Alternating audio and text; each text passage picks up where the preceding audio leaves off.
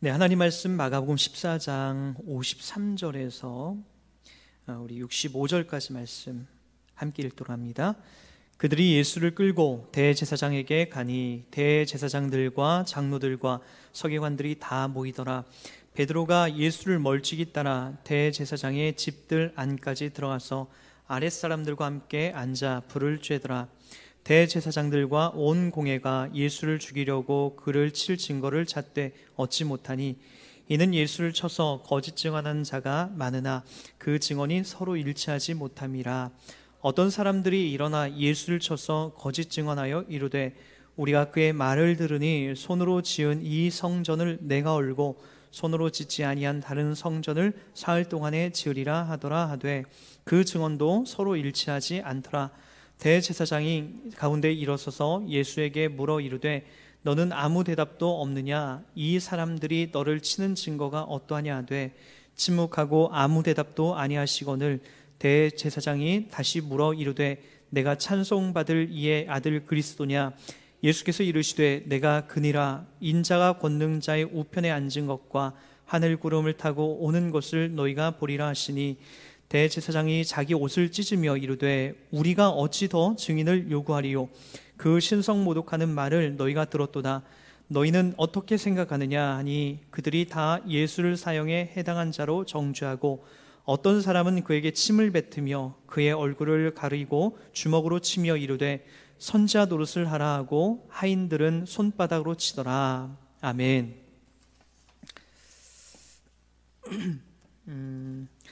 예수님께서 이제는 공회 앞에 서게 됩니다. 예수님이 이제 신문을 받으시면서 총 6번의 이러한 어떤 신문을 계속해서 받아가십니다. 첫 번째는 이제 대제사장, 지금의 이 대제사장은 현직 대제사장은 가야바입니다. 안나스 전직 대제사장의 이제 사위죠. 현직 대제사장의 가야바와 사네드린의 이제 앞에서 이제 예수님이 서시게 되는데 그 전에 이러한 절차로 나갑니다. 총 6번의 절차로 나갔는데 첫 번째는 대제사장 안나스 앞에서 사전 신문을 먼저 받으세요. 안나스는 그 전에 이제 맨 처음에 있었던 이제 어떻게 보면 원로격인 대제사장이었고요. 그 다음 현직에 있었던 그의 사위 대제사장 가야바와 사네드린 공회 앞에서 이제 신문을 받습니다. 그리고 세 번째가 뭐냐면 밤새워 진행된 어떤 회의를 마감하는 의회의 마지막 이 행동안에서 또 신문을 받습니다. 그러고 나서 이제 그날 밤에 이들에게는 사형을 언도할 판결이 없었기 때문에 이 당시에 실질적인 지배 구조에 있었던 헤롯과 빌라도에게 이제 신문을 받으시죠. 그래서 빌라도 앞에 신문을 받으러 가십니다. 그러고 나서 이제 다섯 번째로 헤롯 안디바 앞에서 신문을 받습니다. 왜냐하면 빌라도가 보기에는 이 예수가 죄가 없거든요. 쟤네들이 억지를 부리고 있다는 것, 대제사장과 사내들인 공회 저들이 유대 관원들이 억지를 부리고 있다는 게 너무나 보이니까 자기는 그거에 대해서 재판할 권한이 없다, 재판하고 싶지 않다라고 해서 헤롯 이제 안디바한테 보내게 되는 거죠. 헤롯 안디바도 보니까 그냥 말장난만 하다가 다시 이제 빌라도에게 최종적으로 보냅니다. 그러니까 밀란이 일어날까봐 이제 마지막으로 빌라도에 의해서 예수가 어떻게 되냐면은 사형 판결을 받고 그 다음에 십자가 처형에 이제 가게 되는 거죠. 이 내용을 보면은 상당히 억지스럽다라는 게 여러분 보일 겁니다. 여기 계속해서 성경도 그걸 증언하죠. 바로 이제 이 거짓 증언을 이라는 것들을 계속해서 이제 담아냅니다. 55절, 56절 한번 보실까요? 55절, 56절. 대제사장들과 온 공회가 예수를 죽이려고 그를 칠 증거를 찾되 얻지 못하니 이는 예수를 쳐서 거짓 증언하는 자가 많으나 그 증언이 서로 일치하지 못함이라.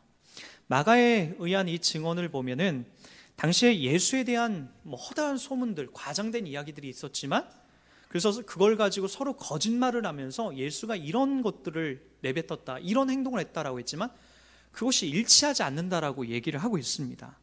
그리고 또 58절, 59절에도 동일하게 또 얘기합니다. 58절, 59절입니다. 우리가 그의 말을 들으니 손으로 지은 이 성전을 내가 헐고, 분명히 예수님이 하신 말씀 있죠.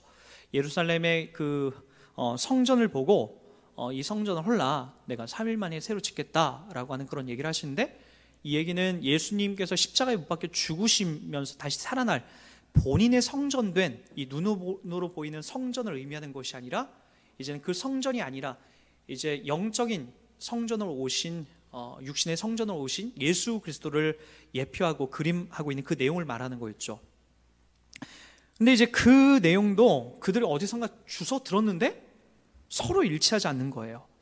이들이 왜 일치하지 않게 되면 이게 문제가 생기냐면은, 이들은 이제 구약 성경의 그 어떤 객관성을 갖고 예수를 신문하고 있었어요. 왜냐하면은 신명기서 17장 6절에 보면 이런 말씀이 나옵니다. 죽일 자를 두 사람이나 세 사람의 증언으로 죽일 것이요 한 사람의 증언으로는 죽이지 말 것이며 라고 하는 이 신명기의 율법이 이들에게는 정말 중요했어요. 유대 관원들에게는. 그래서 두 사람 세 사람이 연합해서 함께 증거를 찾는 것이 중요한데, 이 내용은 뭐예요? 그들에게 단 두 사람도 일치하지 않는 그런 증언들이 없었다라는 거예요.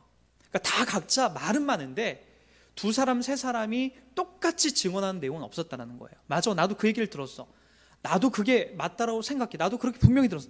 그렇게 두 사람 세 사람 예수님의 죄목을 갖고 증언할 만한 사람들이 없었다라는 거예요. 뭐 말은 많았는데, 한 사람은 많았는데, 그러니까 그런 내용들이 이제 예수님을 신문하면서 계속해서 했던 거죠. 왜 이제 그들에게는 이런 예수님에 대한 이런 증언을 찾을 수가 없었을까요? 예수님은 이들에게 있어서 사형 언도를 받을 만한 그런 판결을 받으면 안 됩니다. 왜 그러죠? 예수님은 죄인이 아니기 때문에요. 이 땅에 어떤 사람들처럼 두 사람 세 사람이 나서 예수님이 어떤 큰 어떤 강간을 일으키고 도둑질을 하고 그런 일들로 예수님이 신문하면 예수님이 참된 어린 양이 아닌 거죠. 그래서 이들로부터 어떤 죄의 사형 언도를 받을 만한 그런 어떤 죄목을 예수님에게 발견이 되면 안 됐던 거죠. 왜냐하면 예수님이 이 땅에 오실 때 순결한 어린 양으로 오셨거든요. 아무런 죄가 없으신 순결한 어린 양으로 오셨기 때문에 우리 죄를 담당하시는 거죠. 그래서 사람들로 인해서 만들어진 어떤 죄목을 예수님에 갖다 붙이면 안 됐더라고요. 그래서 이 예수는 강간을 했기 때문에, 거짓말을 했기 때문에, 또는 누구의 물건 훔쳤기 때문에 사형 선고를 얻는다, 이런 판결이 나오면 안 돼요. 그래서 두 사람 세 사람이 증언을 찾더라도 전혀 찾을 만한 어떤 증언거리가 없었던 거죠. 그래서 결국에는 이들이 억지를 더 씁니다. 억지를 썼던 게 뭐죠? 바로 예수님이 이 땅에 오신 참된 목적을 이 사람들이 억으로 뜨립니다. 자, 61절 다 같이 볼까요? 61절 다 같이. 침묵하고 아무 대답도 아니하시거늘 대제사장이 다시 물어 이르되 내가 찬송받을 이의 아들 그리스도냐. 예수님이 이 땅에 그리스도로 오셨어요. 여러분 다 아시다시피 예수님이 이 땅에 메시아로 오셨고 그리스도로 오셨다는 건 성경이 다 증언합니다. 예수님이 이거에 대해서 그대로 말씀하세요. 62절입니다. 다 같이 볼게요. 예수께서 이르시되 내가 그니라. 인자가 권능자의 우편에 앉은 것과 하늘 구름을 타고 오는 것을 너희가 보리라 하시니. 예수님이 이 땅에 오신 분명한 의미와 목적, 이미 성경은 예수님의 공생의 사역을 시작하면서 예수님이 이러한 일들로 예수님이 오셨다는 것을 증언하고 있습니다. 우리 한번 제가 읽어드립니다. 마가복음 1장 11절입니다. 하늘로부터 소리가 나기를 너는 내 사랑하는 아들이라 내가 너를 기뻐하노라 하시니라. 세례 요한의 세례를 받고 하늘로부터 비둘기같이 임한 그 그림을 보고 지금 하늘로부터 소리가 들리는데, 예수님이 이 땅에서 세례 요한의 세례를 받고 하늘로부터 음성이 들렸는데 그 소리가 뭐냐면은 너는 내 사랑하는 아들이라. 하나님께서 그 음성을 들려주신데, 세상 사람들에게 들려주신데 이는 내 사랑하는 아들이라는 거예요. 내가 너를 기뻐하노라 하시니라. 이 땅에서 한아의 예수, 성육신하 이 땅에 오신 예수를 보고 내 아들이다, 내가 너를 기뻐한다라는 이런 표현을 담아내고 있는 거죠. 또 볼까요? 요한복음 1장 29절에도 이런 표현입니다. 이튿날 요한이 예수께서 자기에게 나오심을 보고 이르되 보라, 세상 죄를 지고 가는 하나님의 어린 양이로다. 구약에 예언되어 있는 그 메시아, 그 어린 양이로다라고 하는 것을 사람들이 증언하고 있어요. 또 마가복음 9장 29절에도 이렇게 얘기합니다. 또 물으시되 너희는 나를 누구로 아냐? 베드로가 대답하여 이르되 주는 그리스도시니이다. 예수님이 이 땅에 이러한 분명한 하나님의 아들로서, 그리고 어린 양으로서, 그리고 그리스도로서, 메시아로서 등장하고 있다는 것을 이미 성경이 다 증언하고 있다라고. 이거는 다 예견되어 있고 다 그분을 통해서 나타난 거예요. 그럼 그때 잡아야죠. 그때 잡아서 죽여야죠. 이거 한 3년 반이나 넘게 지나서 예수를 이제야 잡는 건 뭐예요? 여러분, 전혀 말도 안 되는 걸 가지고 예수님에게 책잡기 위함이라는 거죠. 그리고 나서 결국에는 이들이 어떻게 하냐면 대제사장이 옷을 찢어요. 이 옷을 찢는다는 것은 아주 극도로 화가 나거나 슬픈, 그리고 분노하는 자리에서 취하는 행동입니다. 대제사장이 자기 옷을 찢으면서 뭐라고 했냐면은 그는 신성모독하는 말을 너희가 들었도다 라고 얘기합니다. 신성모독했다라고 해요. 그러니까 예수의 이 초라한 모습을 보고 넌 메시아가 아니라는 거예요. 여러분, 우리는 상대방을 이겨서, 그리고 그를 짓밟아서 우리가 나가는 것이, 우리가 이게 속 시원한 그런 느낌으로 우리가 받아들일 때가 참 많아요. 논쟁에서 이겨야 승리한 것 같고, 너가 틀리고 내가 맞은 거야 라고 그렇게 따져 물어야만이 그것이 우리들 가운데 맞는 해답처럼 보여진다라고요. 오늘 예수님과 여기 산헤드린 공회원, 과연 누가 맞는 겁니까? 그림으로 보면은 산헤드린 공회원들, 대제사장들이, 유대 관원들이 다 맞는 것처럼 보여요. 왜요? 힘과 폭력으로 어떻게 하죠? 예수님을 때리거든요. 그리고 그를 겁박하거든요. 그를 죽이려고 하거든요. 아니, 죽이거든요. 실상 보면은 그들이 갖고 있는 그 분노와 혈기가 예수에게 퍼붓는 그것이 그들이 더 힘이 있어 보이고, 언뜻 보면 이 그림상으로는 그들이 더 정답처럼 보여진다라고요. 그리고 예수님이 십자가에서 그렇게 무기력하게 죽어가는 모습을 보고, 그래, 예수가 틀린 거였어 라고 많은 사람이 이 당시에 그렇게 인정을 했다라고요. 근데 예수님이 이렇게 묵묵하게 자기 길을 가신 이유가 있죠. 야, 너희들도 인내해라, 뭐 그 정도를 얘기해 주는 게 아니에요. 예수님이 이 땅에, 여러분 꼭 아셔야 될 것이, 죽기 위해 오신 거예요. 그걸 작정하고 오셨다라고요. 그걸 이미 예전부터 그걸 준비하고 계셨다라고요. 전 그 부모가 되지 않고서는 이 지점을 좀 이해하는 것이 한계가 있다라고 생각을 해요. 자녀를 낳아보니까 자녀에게 져주는 것이 일상이에요. 뭐 어제도 저희 집에 이제 진이가 놀러 왔어요. 저희 집에 이제 닌텐도 게임이 이렇게 있어서 게임을 하는데, 권투를 이제 게임에서 이렇게 하거든요. 뭐 진이네 가져가서 한결이하고 이렇게 뭐 같이 저녁을 밥을 먹으면서 하는데, 저는 한결이하고 이렇게 권투 게임을 그 이제 텔레비전에 나오는 거 그걸 하면은 저는 이길동 말동하다가 결국에는 제가 져줍니다. 제가 져줘요. 뭐 항상 이제 뭐 그거 뭐 져준다고 해서 뭐 제가 자존심 상하거나 그러지 않아요. 아들한테는요. 딸한테도 마찬가지고요. 제 자식한테는 언제나 져줘요. 어제 진이가 중학교 1학년이거든요. 제가 보기에는 정말 땀 흘리면서 하더라고요. 그 7살짜리 한결이를 이기려고 정말 팔을 막 흔들면서 막 하는 거예요. 걔는 한결을 이기려고 해요. 이기려고 게임하는 거예요. 아버지는요, 져주려고 게임하는 거예요. 져주려고. 부모가 돼 보니까 그 마음이 커요. 자식을 이기는 부모가 없어요. 자식이 좋으면 부모도 결국엔 따라가게 돼 있고, 자식이 싫다는 것은 부모가 옳게 봐도 결국엔 자식이 싫다는 것을 그대로 부모가 쫓아가더라고요.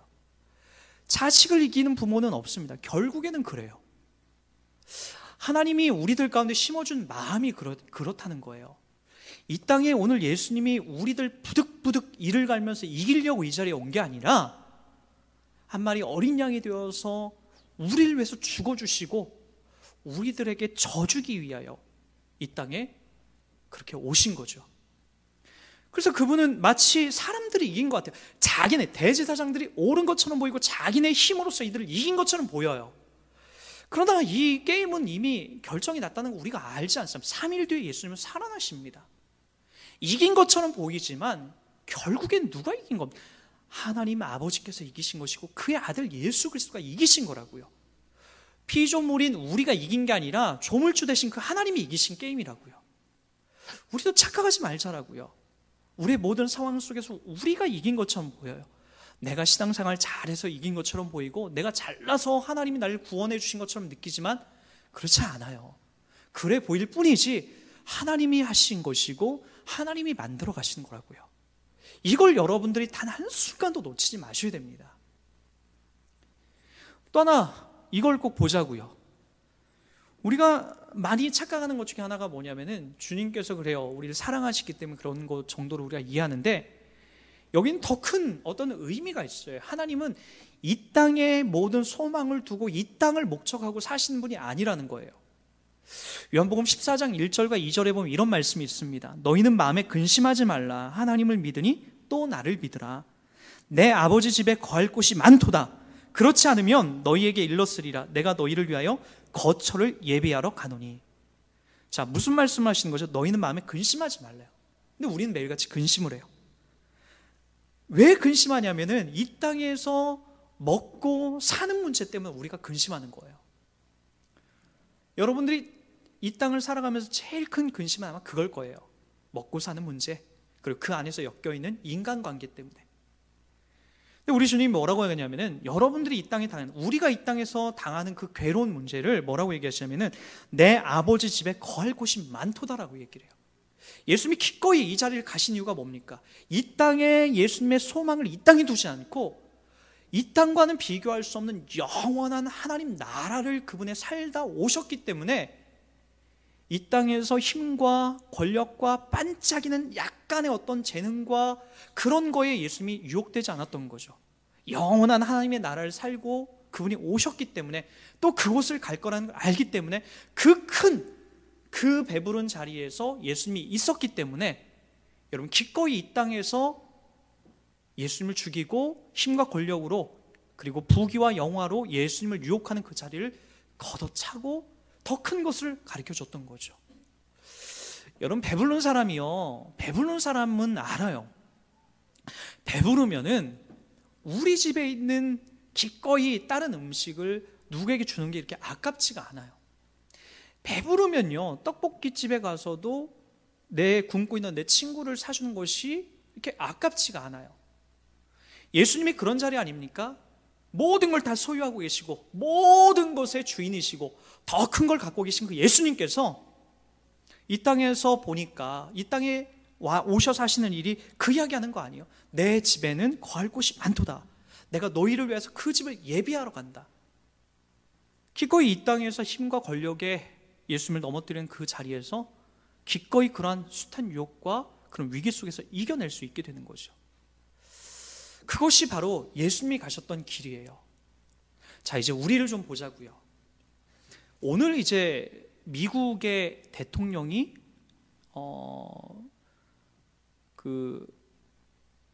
트럼프 대통령이죠. 트럼프 대통령으로 되고, 그리고 이제 클린턴 대통령이, 힐러리 클린턴이 이제 떨어졌죠. 뭐 얼마 전까지만 해도 한 15% 20%가 힐러리 클린턴이 될 거라고 이렇게 예상을 했었어요. 뭐 언론에서도 뭐 인기 투표를 해도 다 그렇고.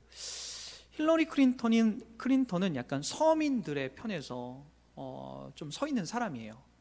그러니까 우리식대로 얘기하면은 이쪽 약간 민주당, 그리고 이쪽 정의당, 서민과 좀 이 인종도 다양한 인종을 좀 포용하는 그런 정책을 써나가는 사람이고요. 아놀드 이지 트럼프는 공화당이죠. 전통적으로 보수적인, 그리고 미국의 어떤 백인 우월주의의 노선에 서서 그렇게 싸워나가고 유색 인종들을 좀 무시할 만한, 그리고 백인들의 그 권위와 그런 것들을 더 중요하게 여기는 그런 자리에 섰었죠. 전쟁도 불사하지 않겠다. 또는 한국, 너네 미국과 맺은 그런 관세, 우리가 지금 적자를 보고 있으니까 너네 관세에 대해서 한국과의 관세도 우리가 분리하는 것을 미국이 분리한 것을 그걸 해결하고 가겠다. 한국 니네 손해 좀 봐라 라고 하면서 한국과 일본을 또 압박하고 있죠. 그 때문에 이제 뭐 코스피도 많이 떨어졌다라고 하고 한국의 지금 이 외교 관계도 상당히 지금 뭐 불안하다라고 그렇게 얘기를 합니다. 또 까딱하면 저 북한하고도 전쟁을 쉽게 할 수 있는 그런 상황에 이제 힘과 권력으로 이제 몰고 갈 수 있는 그런 자리에 이제 처하게 됐던 거죠.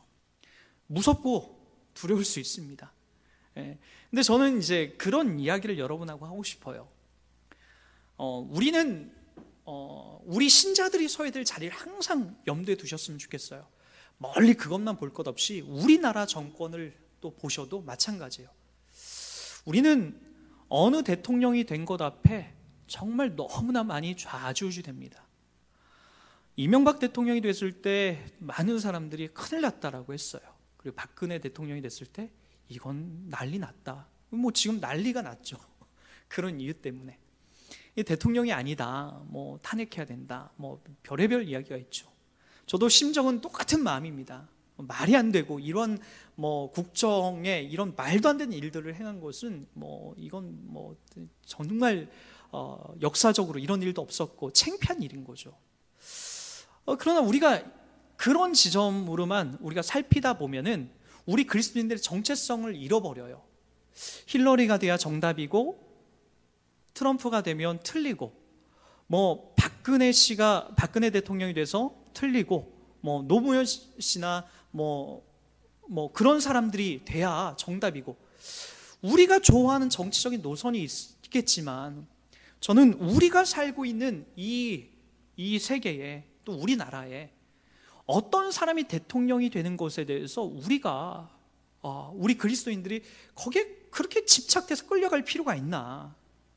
저는 그 지점을 항상 보자고요. 오늘 예수님이 가셨던 그 길만 보더라도 그들이 누가 됐던지 간에 그들과 저항하고 그들을 때려 부수고 나가서 막 데모하고 많은 사람을 선동하는 그 자리로 가지 않더라는 거예요. 심지어는 예수에게 여러 가지 말도 안 되는 거짓 누명을 씌우면서 그가 그리스도이심에도 불구하고 그걸로 신성모독했다라고 하면서 죄를 뒤집어 써서 그를 죽이는 자리에 그를 몰아넣는다 할지라도 예수는 어떻게 하셨다라고요? 그 길을 묵묵하게 가셨다라는 거예요. 여러분, 주님이 그 길을 기꺼이 가시고 그분이 그 길 속에서 이렇게 저항하지 않고 가셨다라는 것은 더 큰 게 있고 하나님 나라가 이 세상에 속하지 않았다라고 하는 명확한 그림을 보여주고 있는 거죠. 여러분, 우리는 어디에 살고 있는 사람이죠? 물론 대한민국 이 땅에 살고 있습니다. 미국의 영향도 있습니다. 누가 대통령이 되고 누가 통치하는 것은 우리가 그렇게 크게 관심을 가질 필요가 없어요. 그게 뭐 장로님이 대통령이 되면 또는 안수 집사님이 대통령이 되면 여러분 왜요? 그분 찍으시려고요? 그분들 찍어서 대통령 되면 왜요? 여러분들이 좀 편안하게 신앙생활 하려고 하는 그런 이유가 그 안에 있는 거 아닙니까? 여러분, 그런 목적으로 우리가 신앙생활 하는 게 아니에요. 여러분, 우리는 그 자리에 서서 그렇게 흘러가는 것이 아니라 누가 되든 우리는 하나님을 모시고 아버지 하나님을 우리의 주인으로 모시고 이 땅을 살아가는 거죠. 이 부분을 한 번 더 좀 정리하고 넘어갈게요. 로마서 13장으로 한번 가보도록 하겠습니다. 로마서 13장 한번 보시기 바랍니다.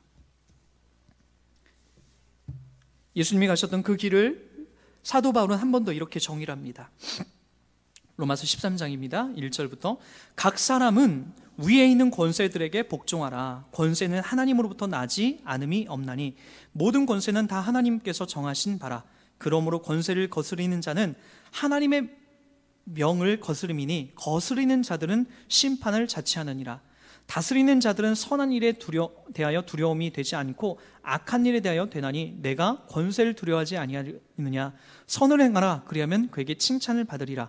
그는 하나님의 사역자가 되어 내게 선을 베푸는 자니라. 그러나 내가 악을 행하거든 두려워하라. 그가 공연히 칼을 가지지 아니하였으니 곧 하나님의 사역자가 되어 악을 행하는 자에게 진노하심을 따라 보응하시는 자니라.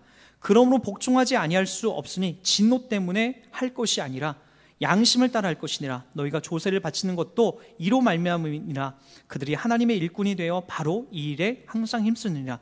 모든 자에게 줄 것을 주되 조세를 받을 자에게 조세를 바치고 관세를 받을 자에게 관세를 바치고 두려워할 자를 두려워하며 존경할 자를 존경하라.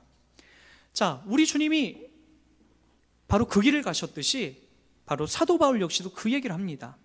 각 사람은 위에 있는 권세들에게 복종하라. 권세는 하나님으로부터 나지 않음이 없나니 모든 권세는 다 하나님께서 정하신 바라. 그러므로 권세를 거스리는 자는 하나님의 명을 거스름이니 거스리는 자들은 심판을 자치하느니라. 그리고 맨 마지막 절에 모든 자에게 줄 것을 주되 조세를 받을 자에게 조세를 바치고 관세를 받을 자에게 관세를 바치고 두려워할 자를 두려워하며 존경할 자를 존경하라. 지금 무슨 얘기입니까?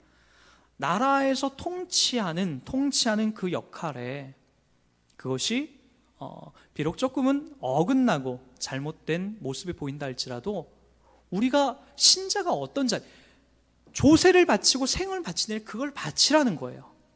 그리고 위에 있는 권세, 비록 그것이 우리들 가운데에 바르게 합당하게 미치지 못할지라도 때때로 순종하고 따라가는 그 자리로 가라는 거죠.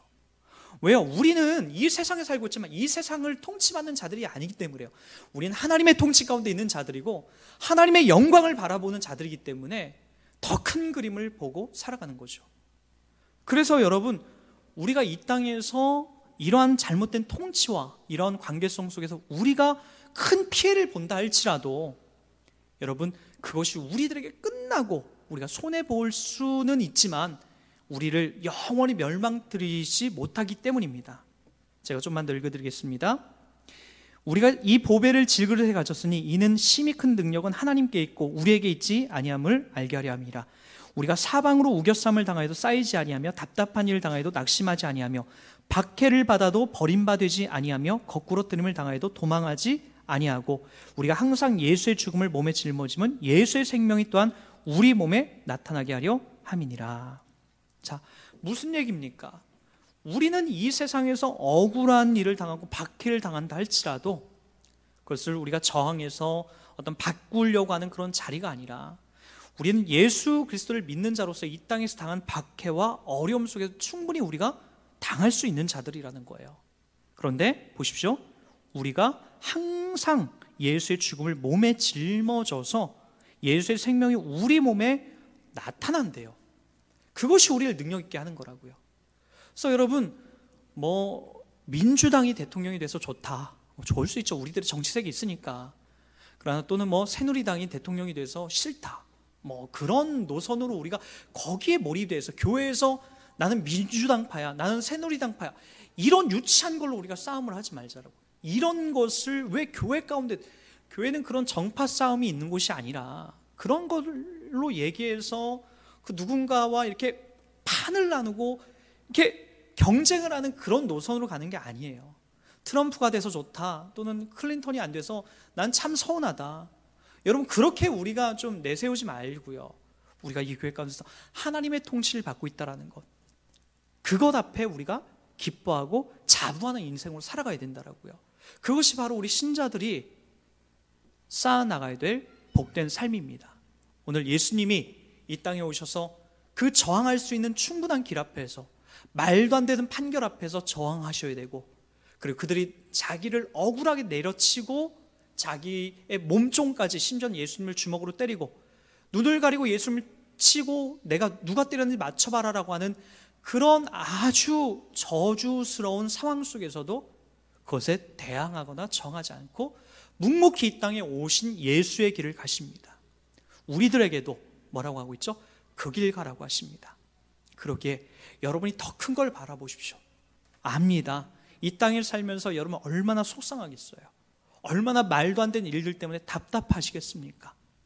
얼마나 괴롭고 얼마나 힘드시겠습니까?